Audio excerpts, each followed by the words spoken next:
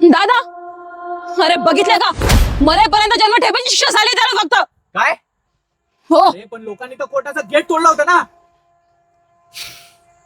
So called sophisticated भाडवे आणि so called cultured रांडा. साऱ्या समाजाची नीतिमत्ता आणि संस्कृती म्हणजे सो कॉल्ड नाही, खऱ्या खुऱ्या. अरे कुठल्याही सैतानाची गरज नाही इथल्या स्त्रियांना उद्ध्वस्त करण्यासाठी. नाहीतरी तर होतातच दिवसाढवळ्या सार्वत्रिक सामूहिक बलात्कार. फरक इतकाच, काही उघड्यावर तर काही बंद दारांच्या वाड्यात.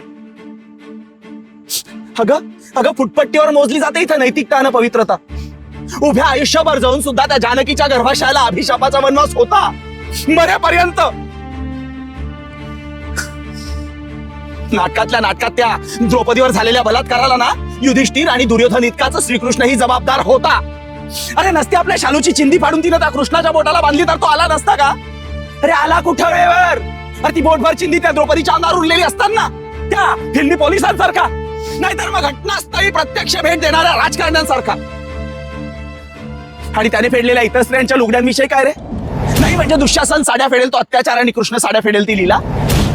वा रे लीला, प्रभु प्रभु तेरी लीला अगाध है.